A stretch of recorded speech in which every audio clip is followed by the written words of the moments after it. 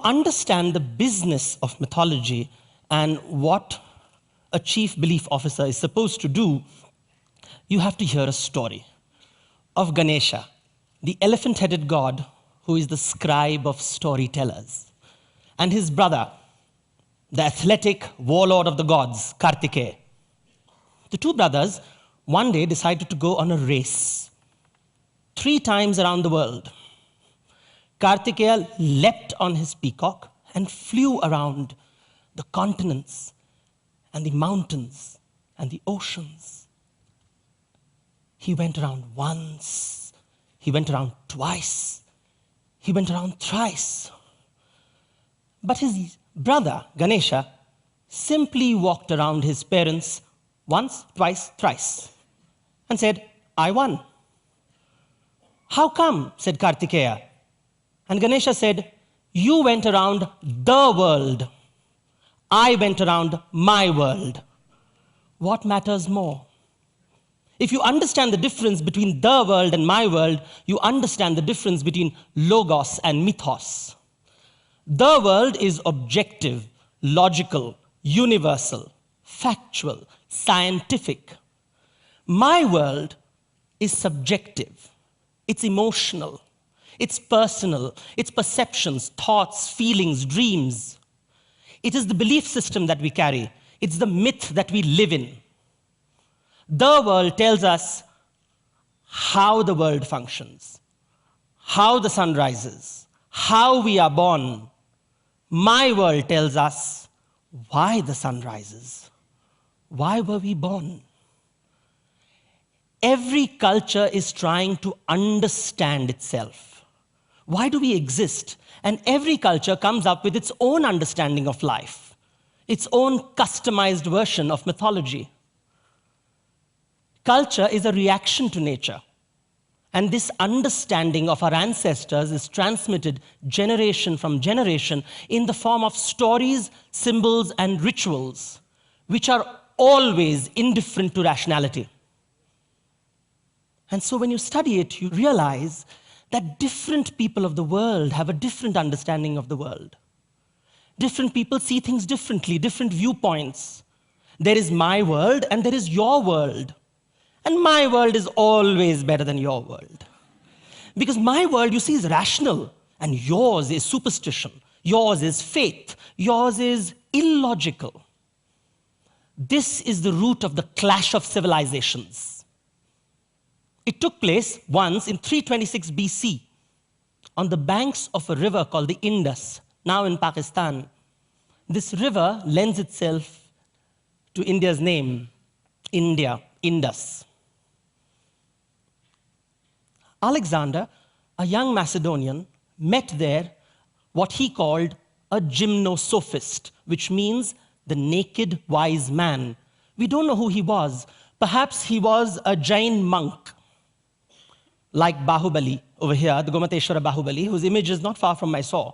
Or perhaps he was just a yogi who was sitting on a rock, staring at the sky and the sun and the moon. Alexander asked, what are you doing? And the gymnosophist answered, I'm experiencing nothingness. Then the gymnosophist asked, what are you doing? And Alexander said, I am conquering the world. And they both laughed. Each one thought the other was a fool. Gymnosophist said, why is he conquering the world? It's pointless. And Alexander thought, why is he sitting around doing nothing? What a waste of a life. To understand this difference in viewpoints, we have to understand the subjective truth of Alexander, his myth, and the mythology which constructed it. Alexander's mother, his parents, his teacher, Aristotle, told him the story of Homer's Iliad. They told him of a great hero called Achilles, who, when participated in battle, victory was assured. But when he withdrew from the battle, defeat was inevitable. Achilles was a man who could shape history, a man of destiny. And this is what you should be, Alexander. That's what he heard. What should you not be? You should not be Sisyphus, who rolls a rock up the mountain all day only to find the boulder roll down at night. Don't live a life which is monotonous, mediocre, meaningless. Be spectacular, like the Greek heroes, like Jason, who went across the sea with the Argonauts and fetched the golden fleece.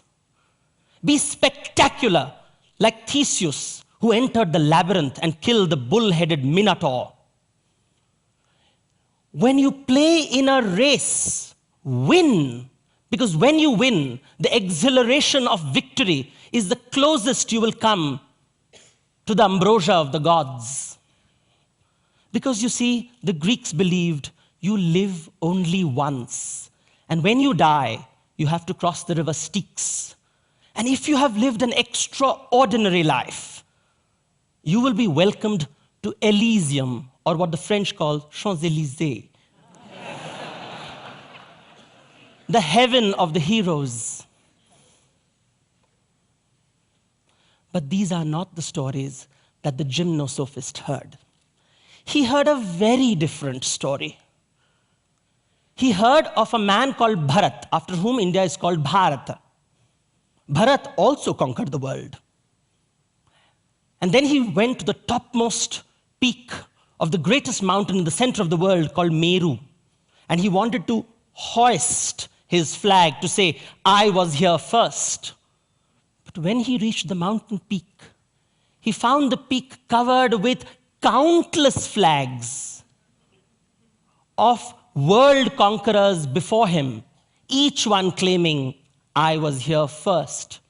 That's what I thought until I came here. And suddenly, in this canvas of infinity, Bharat felt insignificant. This was the mythology of the gymnosophist. You see, he had heroes like Ram, Raghupati Ram, and Krishna, Govinda, Hari.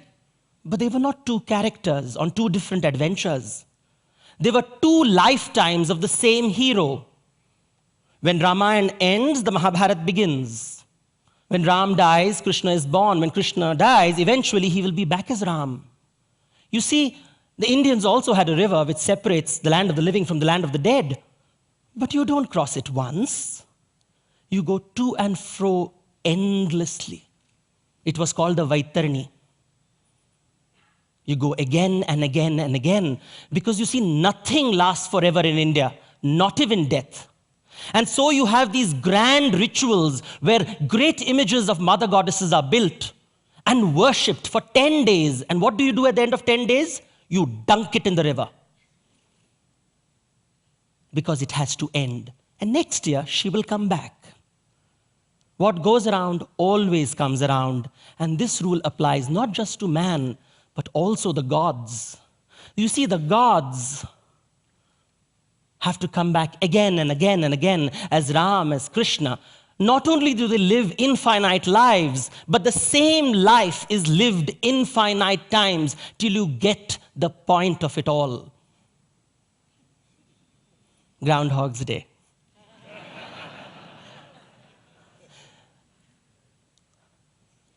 Two different mythologies. Which is right? Two different mythologies, two different ways of looking at the world. One linear, one cyclical. One believes this is the one and only life. The other believes this is one of many lives. And so the denominator of Alexander's life was one. So the value of his life was the sum total of achievements. The denominator of the gymnosophist's life was infinity. So no matter what he did, it was always zero. And I believe it is this mythological paradigm that inspired Indian mathematicians to discover the number zero. Who knows? And that brings us to the mythology of business. If Alexander's belief influenced his behavior, if the gymnosophist's belief influenced his behavior, then it was bound to influence the business they were in. You see, what is business but the result of how the market behaves and how the organization behaves? And if you look at cultures around the world, all you have to do is understand their mythology, and you will see how they behave and how they do business. Take a look. If you live only once in one life cultures around the world, you will see an obsession with binary logic, absolute truth, standardization, absoluteness, linear patterns in design. But if you look at cultures which are cyclical and based on infinite lives, you will see a comfort with fuzzy logic, with opinion, with contextual thinking, with everything is relative, sort of, mostly. You look at art, look at the ballerina, how linear she is in her performance. And then look at the Indian classical dancer, the Kuchipudi dancer, the Bharatanatyam dancer, curvaceous. And then look at business. Standard business model, vision, mission, values, processes. Sounds very much like the journey through the wilderness to the promised land, with the commandments held by the leader, and if you comply, you will go to heaven. But in India, there is no the promised land. There are many promised lands. Depending on your station in society, depending on your stage of life. You see, businesses are not run as institutions by the idiosyncrasies of individuals. It's always about taste. It's always about my taste. You see, Indian music, for example, does not have the concept of harmony. There is no orchestra conductor. There is one performer standing there and everybody follows. And you can never replicate their performance twice. It is not about documentation and contract, it's about conversation and faith. It's not about compliance, it's about setting. Getting the job done by bending or breaking the rules. Just look at your Indian people around here, you'll see them smile. They know what it is. And then look at people who have done business in India, you'll see the exasperation on their faces.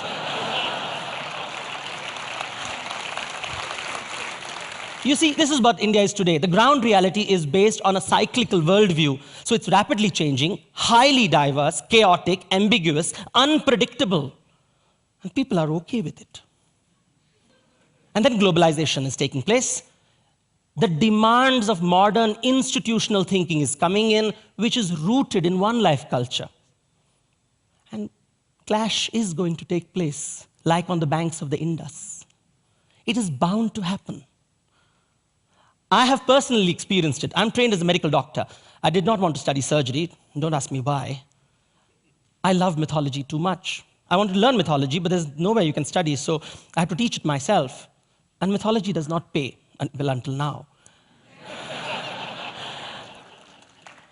So I had to take up a job, and I worked in the pharma industry. And I worked in the healthcare industry. And I worked as a marketing guy, and a sales guy, and a knowledge guy, and a content guy, and a training guy. I even was a business consultant doing strategies and tactics. And I would see the exasperation between my American and European colleagues when they were dealing with India. Example, please tell us the process to invoice hospitals. Step A, step B, step C, mostly. How do you parameterize mostly? How do you put it in a nice little software? You can't. I would give my viewpoints to people, but nobody was interested in listening to it. You see, until I met Kishore Biani of the Future Group, you see, he has established the largest retail chain called Big Bazaar, and there are more than 200 formats across 50 cities and towns of India.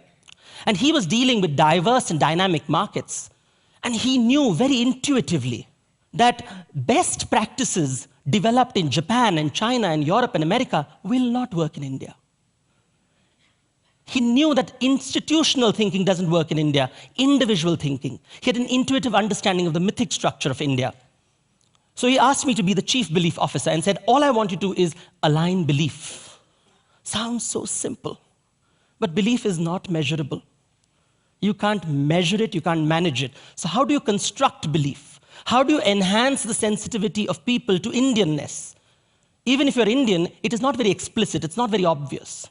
So I try to work on the standard model of culture, which is develop stories, symbols, and rituals, and I will share one of the rituals with you. You see, it is based on the Hindu ritual of darshan. Hindus don't have the concept of commandments, so there's nothing right or wrong in what you do in life. So you're not really sure how you stand in front of God. So when you go to the temple, all you seek is an audience with God. You want to see God, and you want God to see you, and hence the gods have very large eyes, large unblinking eyes, sometimes made of silver. So they look at you because you don't know whether you're right or wrong, and so all you seek is divine empathy. Just know where I came from, why I did the jugaad, why did I do the setting, why I don't care for the processes. Just understand me, please. And based on this, we created a ritual for leaders. After the leader completes his training and is about to take over the store, we blindfold him.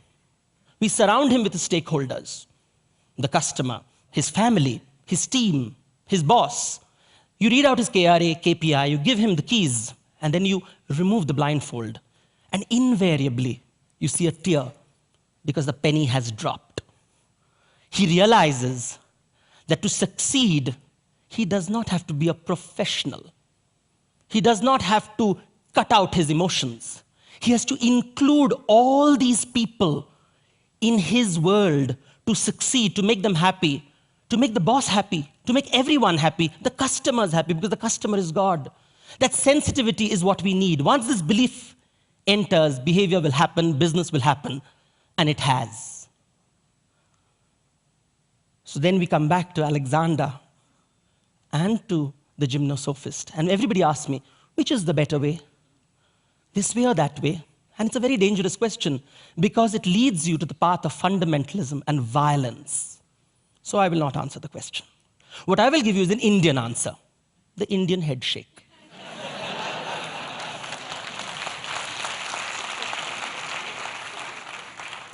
Depending on the context, depending on the outcome, choose your paradigm.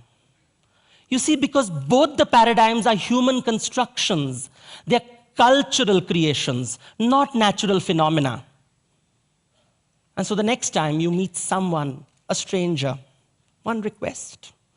Understand that you live in the subjective truth, and so does he.